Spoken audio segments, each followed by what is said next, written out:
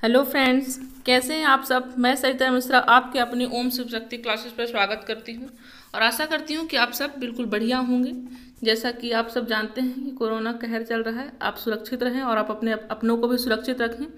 ठीक है, चलिए, अगर आप हमारे चैनल पर नए हैं तो आप चैनल को सब्सक्राइब कीजिए और अगर आपको वीडियोज़ पसंद आ रही हैं तो आप हमें लाइक भी दीजिए। ठीक है, और ज़्यादा से ज़्यादा लोगों को शेयर कीजिए। चलिए तो देखते हैं कि आज के हमारे यहाँ पर कंटेंट क्या है। फ्रेंड्स, हम यहाँ पर आज हिंदी की पेडागॉजी पढ़ने वाले हैं। ठीक है, एक दिन आपको हिंदी का कंटेंट मिलेगा, एक दिन हिंदी पेडागॉजी मिलेगी। ठीक है, और हम सारे सब्जेक्ट की पेडागॉजी करने वाले हैं एक एक करके, ताकि आपका सिलेबस कंप्लीट हो जाए। ठीक है, अगर आप ये वीडियो देखते रहेंगे तो आपके सारे डाउट जो हैं क्लियर हो जाएंगे। ठीक है, वीडियो के अंत तक बने रहें ताकि आपको सारा कॉन्सेप्ट क्लियर हो जाए। चलिए तो आप आज के अपने फर्स्ट क्वेश्चन पर चलते हैं। फर्स्ट क्वेश्चन क्या है हमारा यहाँ पर। फर्स्ट क्वेश्चन है, प्राथमिक स्तर पर कौन सी गतिविधि बच्चों की मौखिक अभिव्यक्ति के विकास में सबसे कम प्रभावी है। ठीक है, प्राथमिक स्तर पर कौन सी गतिविधि जो होती है बच्चों की मौखिक अभिव्यक्ति के लिए विकास में सबसे कम प्रभावी होती है। ठीक है, मतलब कि बच्चे की मौखिक अभिव्यक्ति से मतलब है कि वो जो बोलता है, एक्सप्रेस करता है वो, ठीक है, उसके विकास करने के लिए या कि किसी भी भाषा पर एक्सपर्ट होने के लिए। ठीक है, जैसे वो अगर हिंदी मीडियम से है तो हिंदी बोलने के लिए, वो हिंदी मीडियम से अपनी बातों को अभिव्यक्त करने के लिए, अगर वो इंग्लिश मीडियम का बच्चा है तो अगर इंग्लिश मीडियम से बच्चा है तो वो फिर इंग्लिश मीडियम से तरीके से बातचीत करेगा। ठीक है, तो वो उस तरह से वो अभिव्यक्त करेगा अपनी बातों को। तो इन सब बातों से लेकर, चाहे वो मीडियम हिंदी हो चाहे वो इंग्लिश हो। ठीक है, तो इसमें ये कह रहा है कि सबसे कम प्रभावी क्या है मौखिक अभिव्यक्ति के लिए, चाहे मीडियम हिंदी हो या इंग्लिश, उस तरीके से वो जो भी उसका मीडियम होगा तो उसी मीडियम के तहत वो अगर बातों को अभिव्यक्त कर रहा है तो उसमें सबसे प्रभावी क्या है। तो प्रभावी नहीं, यहाँ पर कम प्रभावी पूछा है। ठीक है, तो चलिए देखते हैं कि हमारा यहाँ ऑप्शन नंबर फर्स्ट क्या कह रहा है, घटना वर्णन करना। सेकंड क्या है, कहानी को शब्दशः दोहराना। ठीक है, थर्ड क्या है यहाँ पर, कहानी को अपनी भाषा में कहना। फोर्थ क्या है, चित्र दिखाकर कहानी लिखवाना। तो हम देखते हैं पहला ऑप्शन क्या कह रहा है, घटना वर्णन करना। अगर बच्चे से आप कहोगे कि जैसे अगर बच्चा कहीं पर ट्रैवल पे गया हुआ है, ठीक है, वो अगर नानी के घर जा रहा है, मासी के घर जा रहा है, तो उससे अगर आप पूछोगे कि अपनी घटना का वर्णन करो, जब घर से लेकर के मौसी के घर तक पहुंचने तक का वर्णन करो, सारे कैसे कैसे तुम पहुंचे, कौन सी बस से गए, कौन कौन था, है ना, इन सारी चीजों को अगर वर्णन करने के लिए कहोगे तो क्या ये प्रभावी है। पूछ क्या रहा है, सबसे कम प्रभावी पूछा है। ठीक है, मौखिक अभिव्यक्ति के लिए, मौखिक अभिव्यक्ति विकास के लिए सबसे कम प्रभावी है। तो अगर आप घटना का वर्णन करने के लिए कहते हो तो ये क्या ये है, ये कहानी को शब्दशः दोहराना। कोई अगर चैप्टर पढ़ रहा है उसको अगर कहोगे कि पूरे शब्दशः एक एक शब्द तुम समझाओ कि तुमने इस चैप्टर में क्या क्या पढ़ा है। थर्ड ऑप्शन है हमारा, कहानी को अपनी भाषा में कहना। उसको थर्ड ऑप्शन ये देते हो कि जो भी कहानी है तुम्हारे चैप्टर में दी हुई है, उस कहानी को अगर तुम शब्दशः नहीं दोहरा सकते हो तो कम से कम उसको अपनी भाषा में समझाओ हमको। ठीक है, क्या ये कहोगे ये मौखिक विकास में सबसे कम प्रभावी होता है कि ये होता है चित्र दिखाकर कहानी लिखवाना, कि कोई आप डायग्राम दे देते हो। ठीक है, जैसे बुक आती हैं रेखा भरने के लिए, उसमें डायग्राम भरने के लिए रहता है, उसमें चित्र बना रहता है, आप उस स्केल से उसको भरना रहता है। तो क्या आप ये कहानी भरवाओगे, उसमें चित्र दिखाकर कहानी लिखवाओ कि इसी चित्र को देखते हुए तुम कहानी बनाओ। तो कौन सी जो होता है मौखिक अभिव्यक्ति के विकास में सबसे कम प्रभावी, इनमें से कौन होगा। क्या घटना वर्णन होगा, कहानी को शब्दशः दोहराना होगा, कहानी को अपनी भाषा में कहना होगा, चित्र दिखाकर। फ्रेंड्स, अगर आप घटना का वर्णन करने की बात आप करो, किसी भी चीज को जो वर्णन करवा रहे हो आप, तो क्या है, ये ओपन एंडेड क्वेश्चन है। ओपन एंडेड का मतलब होता है यहाँ पर ओपन एंडेड, ये होते हैं मुक्त अंत वाले। दो प्रकार के प्रश्न होते हैं, एक ओपन एंडेड होता है और एक क्या होता है, एक ओपन एंडेड होगा और एक क्लोज एंडेड होगा। ठीक है, तो दो टाइप के क्वेश्चन होते हैं हमारे, मुक्त अंत वाले और एक अंत प्रश्न वाले। ठीक है, तो एक होगा ओपन एंडेड, एक होगा क्लोज एंडेड। तो यहाँ पर दो प्रकार के जो प्रश्न होते हैं, तो जब भी हम क्वेश्चन करेंगे तो ज्यादा से ज्यादा बच्चों को कौन से टाइप का हम बताएंगे, जो कि डाइवर्जेंट थिंकिंग के तहत रहेगा। हम यहाँ पर ओपन यानी खुला। ठीक है, अब आप किसी भी व्यक्ति को खुले वातावरण में कोई भी चीज सिखाओगे, ठीक है, तो वो ज्यादा समझ में उसको आएगा। तो इसी प्रकार से यहाँ पर प्रश्न है जो ओपन एंडेड प्रश्न होते हैं, इसमें खुला वातावरण, मतलब कि ज्यादा से ज्यादा आप अपने अभिव्यक्ति कर सकते हो।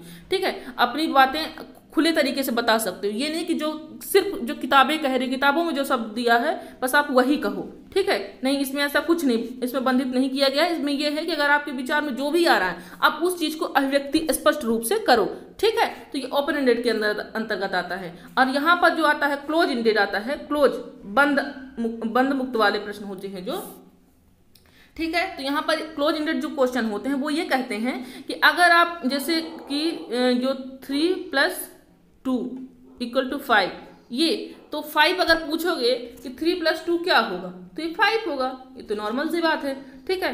तो ये कौन सा क्वेश्चन हुआ, ये क्लोज एंडेड हुआ है हमारा क्वेश्चन, ठीक है। अब लेकिन यहीं पर जैसे घटना वर्णन करना, क्या करना, घटना वर्णन करना, तो ये क्या हो जाएगा हमारा ओपन एंडेड क्वेश्चन हो जाएगा। कहानी को शब्दशः दोहराना, शब्दशः तो नहीं दोहरा सकते, क्या किताब थोड़ी ना है बच्चे को वो किताबें को उठा करके चुपचाप आपको सुना देगा।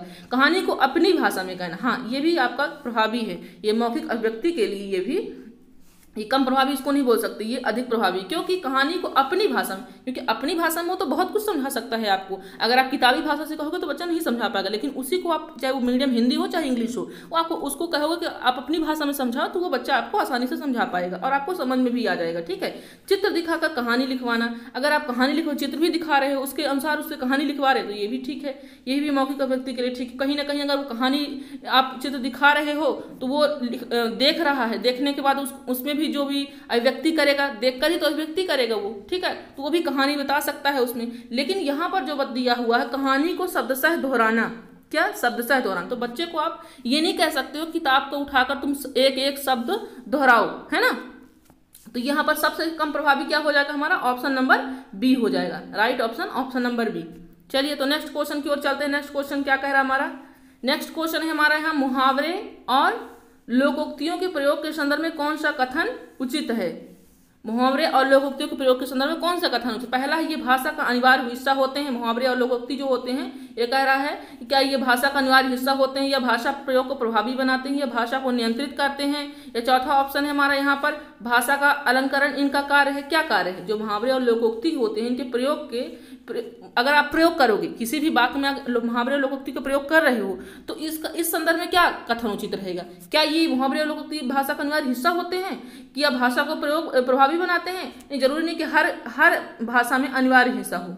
ये जो है यहाँ पर संदर्भ पूछ रहा, उचित कथन पूछ रहा है, क्या कथन पूछ रहा है, उचित पूछ रहा है।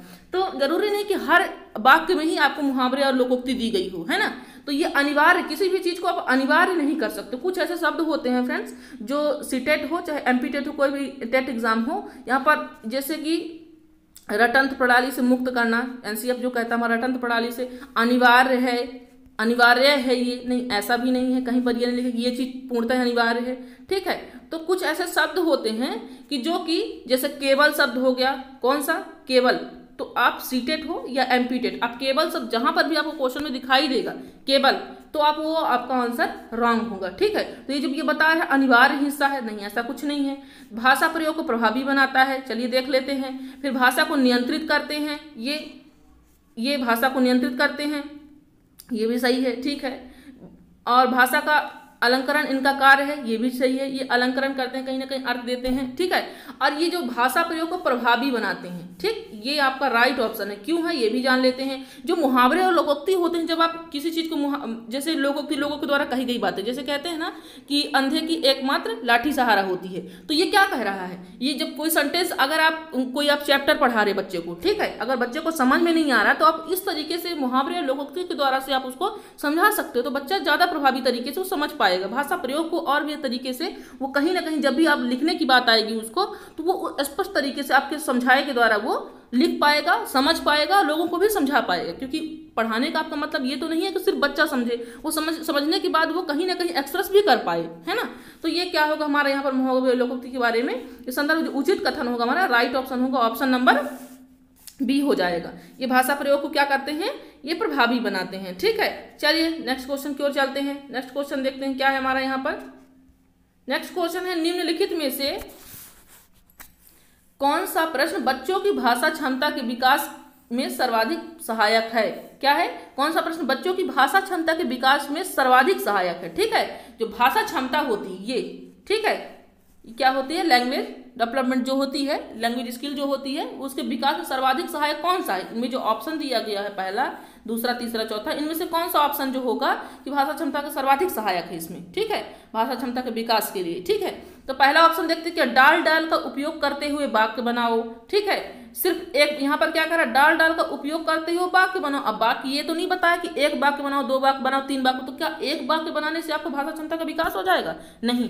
अब सेकंड ऑप्शन क्या है, तितली कली के पास कब गई और क्यों? चलिए ठीक है, ये भी ठीक है। अब हम थर्ड देख लेते, तितली और कली ने क्या खेल खेला, ठीक है। वहां पर सिर्फ क्या खेल खेला, कोई एक ही खेल खेल रही होगी, अगर वो चैप्टर दिया गया होगा, या तो तितली लुका छिपी खेल रही होगी, या दौड़ना सीख, जो भी कर रही होगी वहां पर, तो कोई पर्टिकुलर एक ही खेल खेल रही हो, कई सारे तो खेल नहीं रही होगी। लेकिन आपको जब यहाँ पर कोई एक आंसर आए तो ये क्या हो जाएगा, क्लोज एंडेड क्वेश्चन हो जाएगा। और हमको क्लोज एंडेड क्वेश्चन नहीं करना, बच्चे में क्या करना है, हमको ओपन एंडेड माइंडेड रखना है, उसका क्या रखना है, ओपन एंडेड, जो कि किसके तहत आएगा, डाइवर्जेंट थिंकिंग के तहत आएगा। अगर आप ये एनसीएफ कहता है हमारा कि बच्चे को डाइवर्जेंट थिंकिंग के तहत आपको पढ़ाना है, ठीक है, ताकि उसका ब्रॉड लेवल में उसकी मस्तिष्क का विकास हो सके, और लोग जब वो एक्सप्रेस करने की बात आए, जब भी कहीं वो एक्सप्रेस कर रहा हो, तो वो क्या करे कि अपनी जो स्किल है व्यक्तिगत, उसके अनुसार वो काम कर सके। तो ये कहाँ विकास होगा, ये डाइवर्जेंट थिंकिंग के तहत विकास होगा, ओपन एंडेड क्वेश्चन के तहत, ठीक है। तो ज्यादा से ज्यादा बच्चों को आप कैसे क्वेश्चन दो, ओपन एंडेड वाले क्वेश्चन दो, ठीक है। डाल डाल का उपयोग करते हुए वाक्य बनाओगे, तितली कली के पास कब और क्यों गई, तितली और कली ने क्या खेल खेला। यहाँ पर तो पर्टिकुलर कोई एक ही खेल खेल रही है, यहाँ पर सिर्फ एक वाक्य बनाने की बात हो रही है। तुम्हारी मनपसंद किताब कौन सी है, यहाँ पर तुम्हारी होगा, तुम्हारी मनपसंद किताब, यहाँ पर सही कर लीजिएगा, तुम्हारी मनपसंद किताब कौन सी। यहाँ पर तो मनपसंद किताब कोई पर्टिकुलर एक या दो होगी बस। तो यहाँ पर ओपन एंडेड की बात, हमको जहां भी बात करना है बच्चे के, तो ओपन एंडेड से रिलेटिव बात करना है। तो यहाँ पर पूछा है कि तितली कली के पास कब गई और क्यों।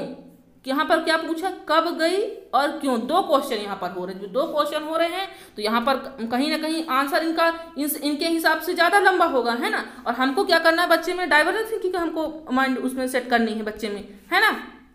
तो हमारा कब हो जाएगा, क्योंकि बताएगा तितली कली के पास कब गई और क्यों गई, तो यहाँ पर रीजन बताएगा और कब गई दोनों बताएगा। तो यहाँ पर कहीं ना कहीं आपका जो आंसर होगा वो लॉन्ग टर्म्स हो जाएगा। तो यहाँ पर राइट क्यों पूछा क्या है, भाषा क्षमता के विकास में सर्वाधिक सहायक क्या है। तो ऑप्शन नंबर बी आपका क्या हो जाएगा, राइट हो जाएगा। क्या हो जाएगा, राइट हो जाएगा। चलिए तो नेक्स्ट क्वेश्चन क्यों चलते देखते हैं। नेक्स्ट क्वेश्चन क्या है, अगर आपको वीडियोज पसंद आ रहे हैं तो आप लाइक करें और ज्यादा से ज्यादा लोगों में शेयर करें। आप शेयर करने में कंजूसी कर रहे हैं और लाइक करने में भी कंजूसी कर रहे हैं, तो कंजूसी ना करें, लोगों में ज्यादा से ज्यादा शेयर करें, ठीक है। क्योंकि हम जो मेहनत कर रहे हैं तो कहीं ना कहीं हर लोगों के पास पहुंचे। हमारे पढ़ाने का उद्देश्य यही है कि यहाँ पर एक दो लोग नहीं, यहाँ पर ज्यादा से ज्यादा लोग जुड़ सकें, ठीक है।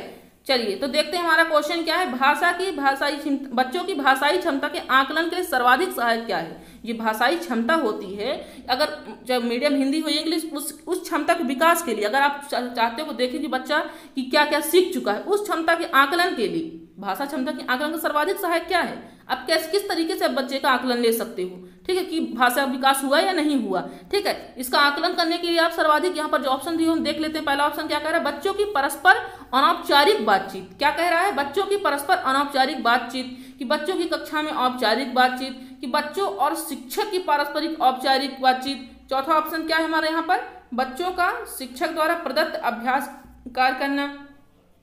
तो ये हमारे ऑप्शन है। तो हम देख लेते हैं क्या रहे हैं हमारे ऑप्शन, बच्चों की कक्षा में औपचारिक बातचीत। सेकंड ऑप्शन क्या कह रहा है, बच्चों की कक्षा में औपचारिक बातचीत। बच्चों की कक्षा में औपचारिक बात मतलब कि अगर अब ये तो पर्टिकुलर नहीं बताया गया है कि क्या बच्चा औपचारिक बातचीत कर रहा है, क्या शिक्षक कर रहे हैं, है ना, ये तो नहीं बताया गया है इसमें। तो ये हमारा क्या होगा, भाषा क्षमता, क्योंकि आकलन हम बच्चे का कर रहे हैं। यहाँ पर क्या लिखा है, बच्चों की भाषाई क्षमता।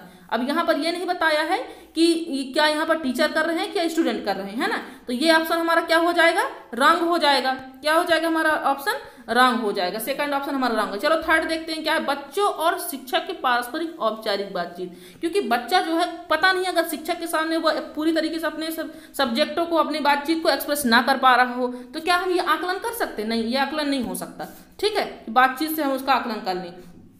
अब क्योंकि बच्चा जो है छोटा है, वो प्राथमिक स्तर का बच्चा है, ठीक है। और जो शिक्षक है वो तो बड़े हैं, तो पता नहीं वो बच्चा एक्सप्रेस करेगा कि नहीं करेगा और किस तरीके से, क्योंकि डर के कारण कभी कभी बच्चे नहीं बोल पाते हैं, तो हम यहाँ पर ये नहीं कह सकते कि उसका आकलन क्या है बच्चे और शिक्षक के बीच हो, ठीक। तो यह भी हमारा क्या हो जाता है, रॉन्ग आंसर हो जाता है। फोर्थ नंबर क्या करें, बच्चों का शिक्षक द्वारा प्रदत्त अभ्यास कार्य। यहाँ पर प्रदत्त अभ्यास कार्य का मतलब है, यहाँ पर होमवर्क से मतलब है, गृह कार्य से मतलब है, बच्चों का शिक्षक द्वारा मतलब कि अगर शिक्षक कोई होमवर्क दे रहे हैं, बच्चे को होमवर्क दे रहे हैं, तो अगर होमवर्क नहीं कर पा रहा तो क्या ये आकलन का तरीका है? नहीं, ये आकलन का तरीका, क्योंकि कभी कभी बच्चे क्या होते हैं, आलसीपन के कारण होमवर्क करके नहीं आते घर से, है ना, तो ये भी आपका आकलन का तरीका नहीं हो। पूछा क्या, सर्वाधिक सहायक क्या है, तो ये बच्चों की परस्पर अनौपचारिक बातचीत। राइट ऑप्शन क्या होगा हमारा, ऑप्शन नंबर ए होगा। क्यों होगा ये भी जान लेते हैं हम फ्रेंड्स। इसलिए होगा क्योंकि बच्चों की परस्पर औपचारिक बातचीत, बच्चे क्या करेंगे, एक दूसरे से बात करेंगे। क्या करेंगे बच्चे, एक दूसरे से अपने फ्रेंड सर्कल में बात करेंगे। तो जब बच्चा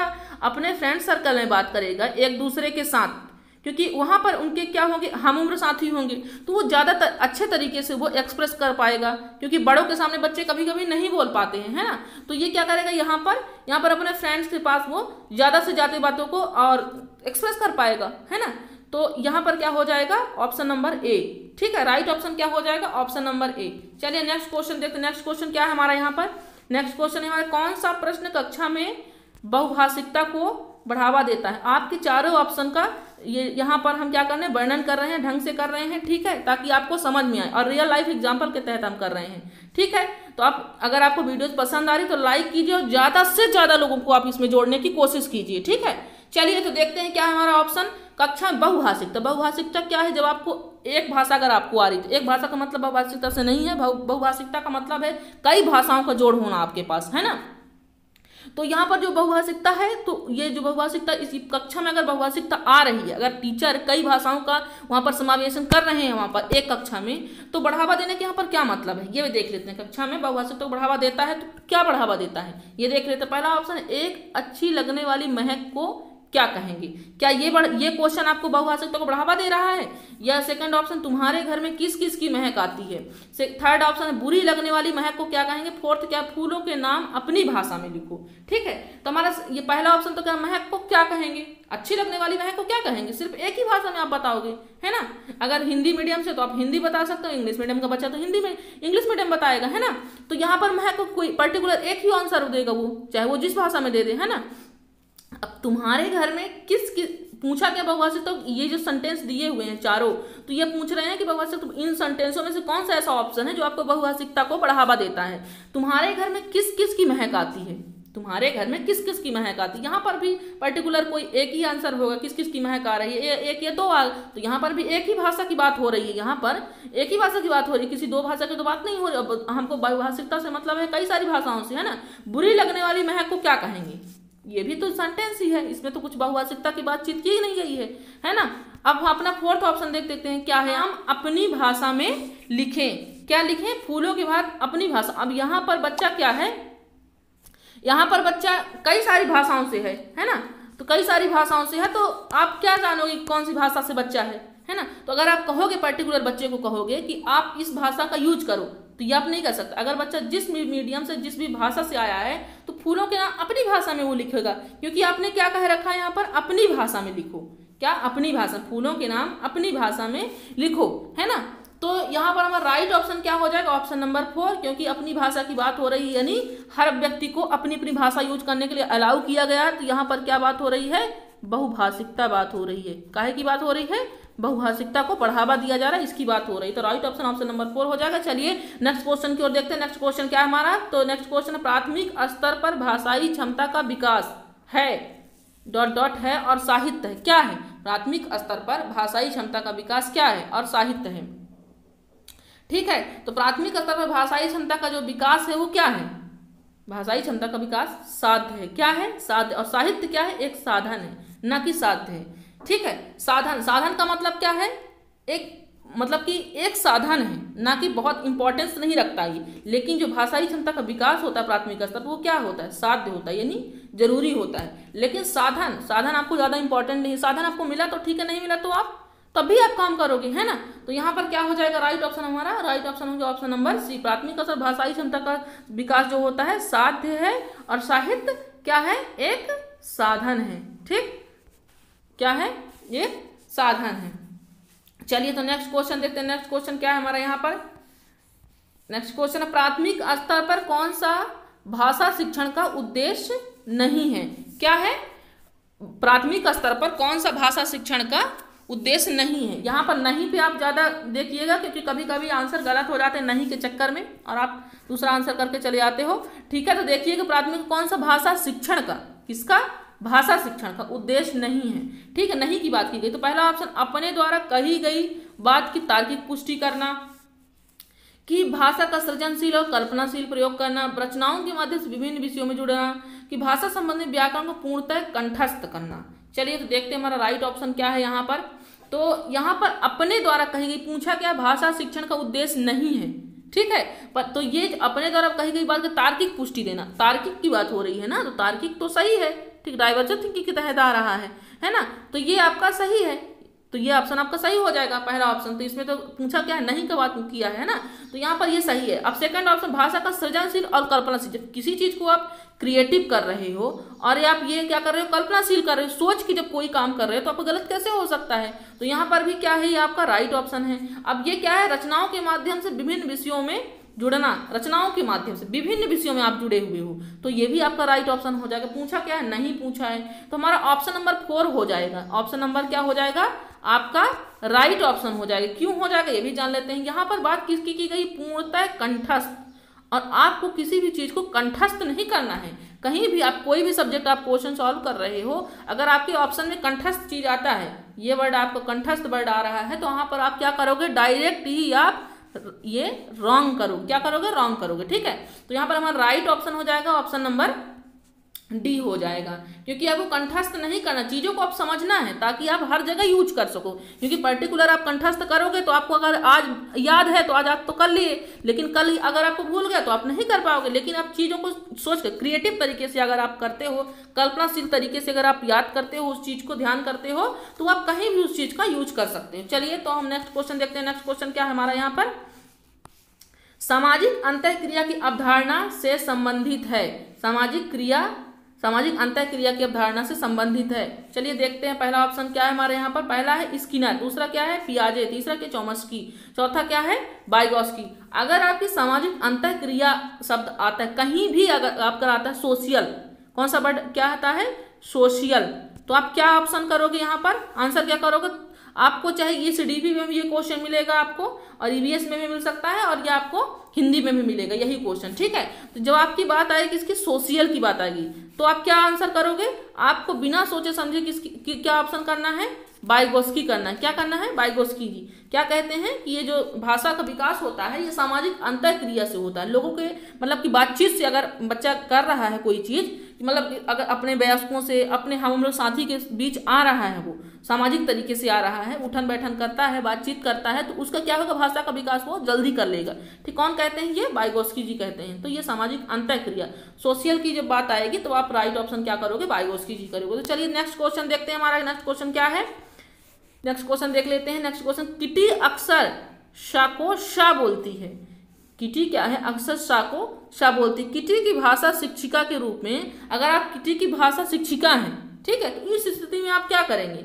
अगर किटी क्या कर रही है, इस सा को ये सा लिख रही है, तो क्या आप शिक्षिका के रूप में उसे क्या कहेंगे, क्या भाषागत त्रुटि का होना कहेंगे, या क्षेत्रीय भाषा का प्रभाव कहेंगे, या भाषागत ज्ञान का अभाव कहेंगे, या फिर उसे क्या कहोगे, भाषा प्रयोग में लापरवाही कर रही, क्या कहोगे आप। ठीक है, इस दिन क्या कहेंगे आप। ठीक है, तो आप क्या कहेंगे, क्षेत्रीय भाषा का प्रभाव। राइट ऑप्शन क्या हो जाएगा, ऑप्शन नंबर बी हो जाएगा। क्यों हो जाएगा ये भी जान लें, क्षेत्रीय भाषा, क्योंकि कभी कभी क्या होता है, कुछ लोग क्या कहते हैं जैसे सड़क, तो कुछ लोग क्या कहेंगे सड़क नहीं कहते, गांवों में लोग क्या कहते हैं, सड़क को सड़क कहने लगते हैं, है ना। तो यहाँ पर क्या हो जाएगा हमारा, क्योंकि ये सड़क कई जगह क्या बोलते हैं, सड़क बोलते हैं, कई जगह रोड बोलते हैं, ये अपनी अपनी भाषाओं का क्या है, प्रभाव है। अब कुछ लोग क्या बोलते हैं, ये सड़क बोलते हैं। ठीक है, तो ये क्या होगा, क्षेत्रीय भाषा का प्रभाव है। ठीक है, ना कि ये भाषा ज्ञान का अभाव, ना कि ये लापरवाही, ना कि ये त्रुटि, भाषागत त्रुटि का होना। यहाँ पर राइट ऑप्शन हमारा होगा, क्या होगा, क्षेत्रीय भाषा का प्रभाव, क्योंकि अपने क्षेत्रीय भाषा के कारण वो ऐसा बोल रही है, और वो धीरे धीरे करके वो जब वो दूसरे क्षेत्र में आएगी तो वो फिर अपनी भाषा को सही कर लेगी। ठीक है, नेक्स्ट क्वेश्चन देखते हैं। नेक्स्ट क्वेश्चन क्या है हमारा यहाँ पर, किटी ने सभी बच्चों को एक अनुच्छेद दिया। किटी ने क्या किया, सभी बच्चों को एक अनुच्छेद या वाक्य दिया जिसमें प्रत्येक 5वें शब्द की जगह रिक्त स्थान था। जैसे 1 है, 2 है, 3 है, 4 है, 5, फिर डैश डैश डैश ऐसे करके फिर 1 2 3 4 है।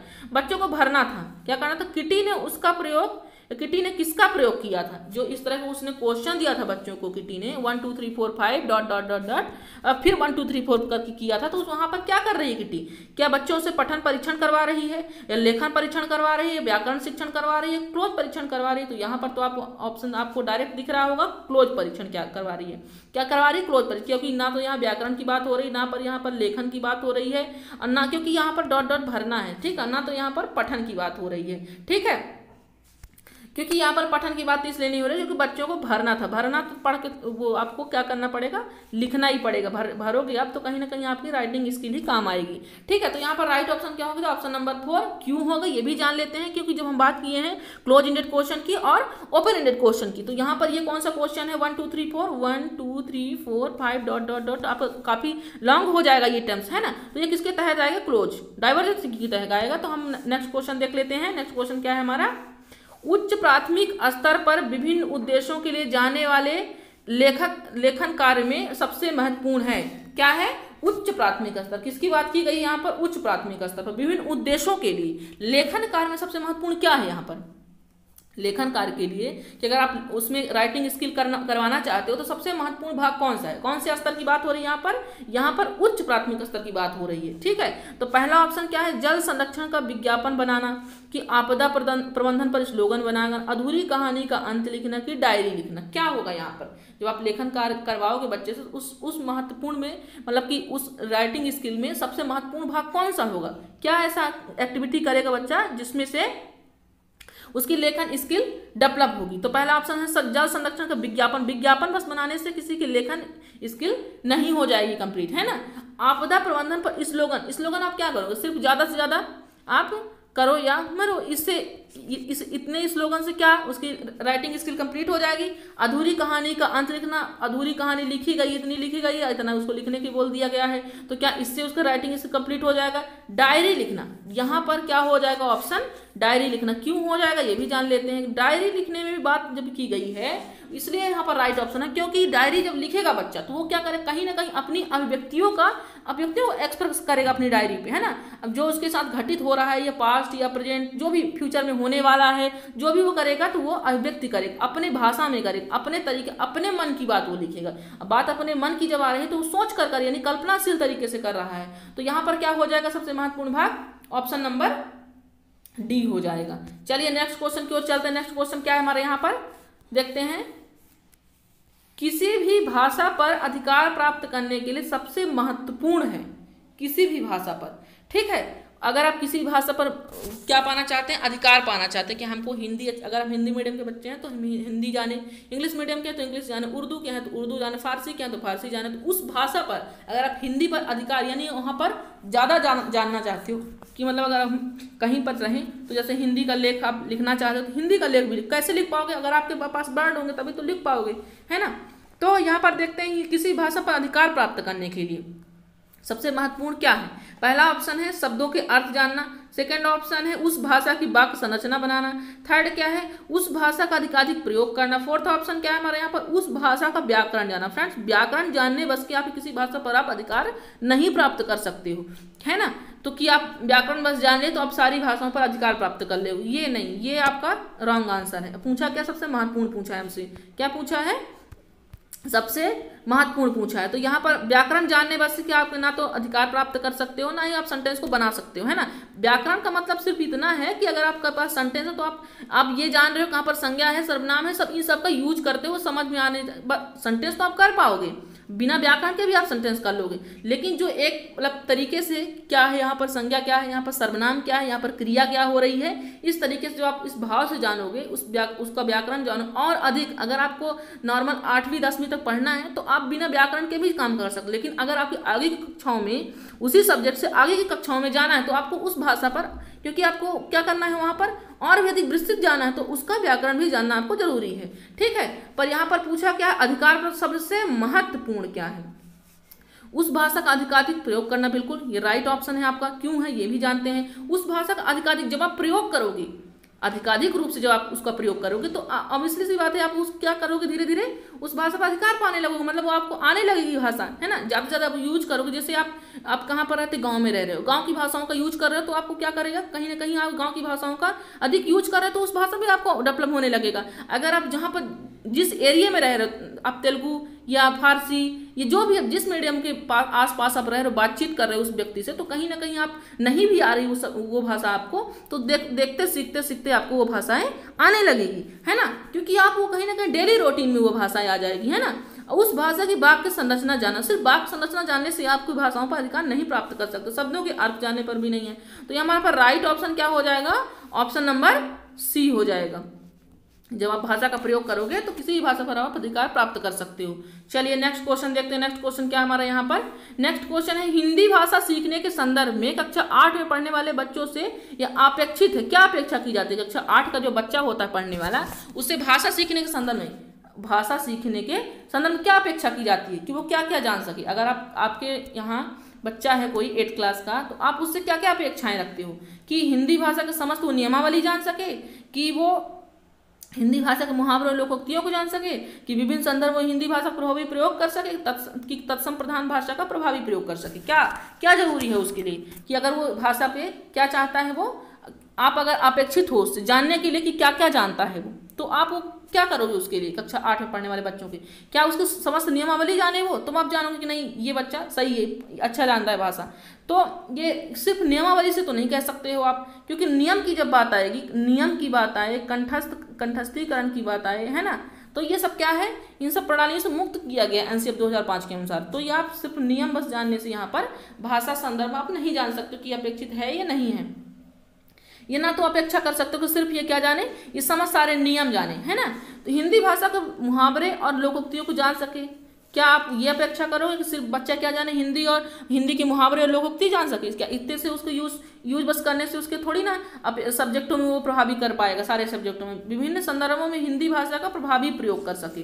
चौथा ऑप्शन क्या है, तत्सम प्रधान भाषा का प्रभावी प्रयोग कर सके। चौथा ऑप्शन क्या है हमारा, तत्सम प्रधान भाषा का प्रभावी प्रयोग कर सके। ठीक है, तो यहाँ पर प्रयोग की बात हो रही, प्रभावी प्रयोग की हो रही है, तो ये भी चलो ठीक है, लेकिन पूछा क्या अपेक्षा कर रहे हो आप, तो क्या जब बच्चा ये हिंदी भाषा का प्रभावी रूप से प्रयोग करेगा विभिन्न संदर्भों में, जैसे कि कोई अचानक क्या हो गई, बात आ गई है, अगर वो बात जैसी भी हो, घटना से संबंधित हो या किसी देश के घटनाओं से संबंधित हो, है ना, किसी भी टॉपिक से संबंधित अगर वो हो, तो अगर आप उस टॉपिक से पर्टिकुलर बच्चे को कह रहे हो कि समझाओ, तो वो अगर उस टॉपिक से संबंधित कोई बात को कर रहा है, तो वो क्या करेगा, अपनी भाषाओं में कहीं ना कहीं क्या कर लेगा, वो प्रभावी रूप से जब यूज करेगा तो वो विभिन्न संदर्भों में धीरे धीरे अपनी भाषा का विकास कर लेगा वो, है ना। तो ये हमारा क्या हो जाएगा, right option, option number C हो जाएगा। चलिए नेक्स्ट क्वेश्चन की ओर चलते हैं, देखते हैं क्या है।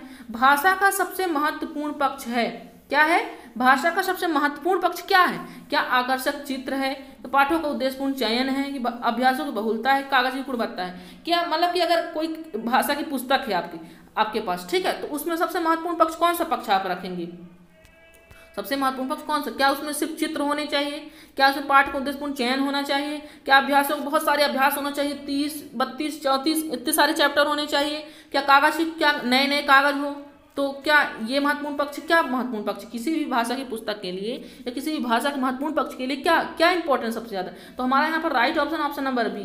क्योंकि किसी भी चीज़ का अगर उद्देश्य नहीं है, वो चाहे लाइफ से संबंधित हो आपके या किताबी संबंधित हो, चाहे आप किसी भी टॉपिक को समझ रहे हो, जो भी काम कर रहे हो, अगर आप उसका उद्देश्य नहीं है, उस चीज़ का लक्ष्य नहीं है उस चीज़ का, तो वो चीज़ क्या है, वो चीज़ सही नहीं है। किसी भी काम को हो तो उसका उद्देश्य होना चाहिए, ठीक है। तो यहाँ पर पाठों का उद्देश्यपूर्ण चयन, उस पाठ का क्या लोगे आप, उद्देश्य चयन करोगे, क्या करोगे, उद्देश्य, कि इस पाठ को क्या हमें सीख क्या दे रहा है ना।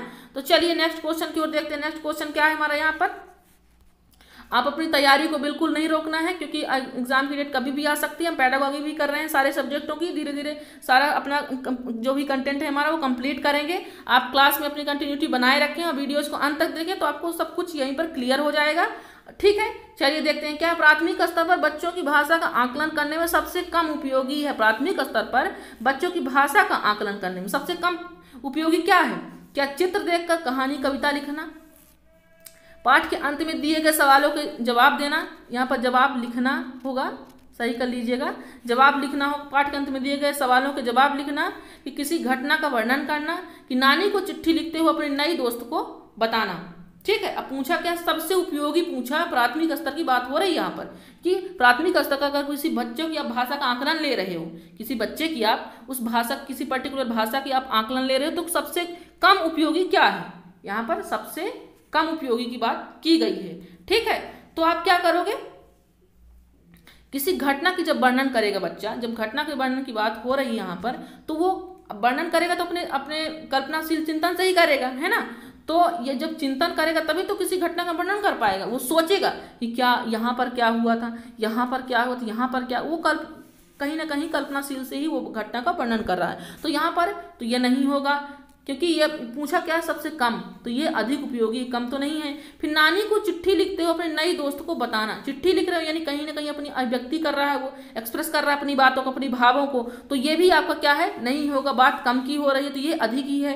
ठीक है, अब फिर क्या, चित्र देखकर कहानी कविता लिखना, चित्र देख रहा है, ठीक है, तो उसकी जो देखने की शैली है वो भी आपकी बढ़ावा मिल रहा है देखने से, कहानी कविता लिख रहा है, खुद से लिख रहा है, कहानी देख करके क्या कर रहा है, सोचे कि भाई क्या दिया गया है, कहानी है, कविता लिखेगी, तो यहाँ पर भी क्या हो रहा है, उपयोगी ही है। पूछ क्या रहा है हमसे, सबसे कम उपयोगी है, तो सबसे कम उपयोगी क्या हो जाएगा, पाठ के अंत में दिए गए सवालों के जवाब लिखना। क्या हो जाएगा, पाठ के अंत में दिए गए सवालों के जवाब लिखना हो जाएगा। ठीक है, चलिए, तो हमारा यहाँ पर आज का राइट ऑप्शन हमारा हो गया था, यहाँ पर ऑप्शन नंबर बी हो गया था। चलिए, तो आज का हमारा कंटेंट कंप्लीट हुआ। चलिए, हम नेक्स्ट वीडियो में अपने मिलेंगे। Thank you. और आप अपने सारे जो आप MCQ सॉल्व कर रहे हो, कैसे नंबर आए, तो आप हमें फीडबैक दीजिएगा। क्लासेस कैसी लगी, ज़्यादा से ज़्यादा लोगों में इसे शेयर करने की कोशिश कीजिए, ज़्यादा से ज़्यादा लोगों को जोड़िए, ताकि सभी इसका लाभ उठा सके। ये फ्री क्लासेस चल रही है, क्योंकि हम मेहनत भी कर रहे हैं यहाँ पर, तो कहीं ना कहीं सभी को लाभ मिलना चाहिए। ठीक है, चलिए, तो आज के लिए बस इतना ही। जय हिंद, जय भारत।